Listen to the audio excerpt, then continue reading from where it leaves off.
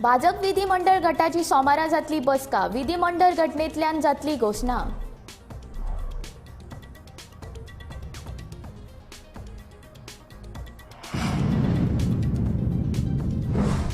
होळये दिसा जाल्ले घडणुकेक भाजपान दिलो राजकीय रंग, आमदार मायकल लोबोन केलो आरोप।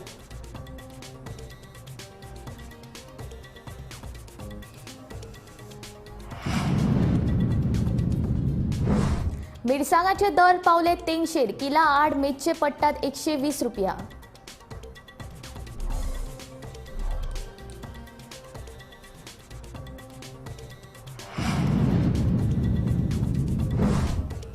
गोंयांत 21 ते 24 मार्चा मजगती घडू येता कमी अधिक प्रमाणात पावस, हवामान खात्यान उक्तायलो अदमास।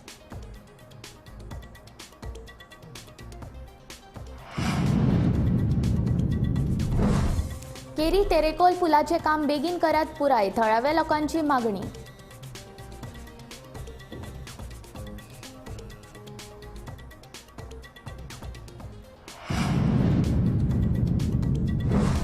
रान क्षेत्र 8.5 स्क्वेअर किलोमीटरान वाढले, मात ट्री कव्हर 51 स्क्वेअर किलोमीटरान देंवले।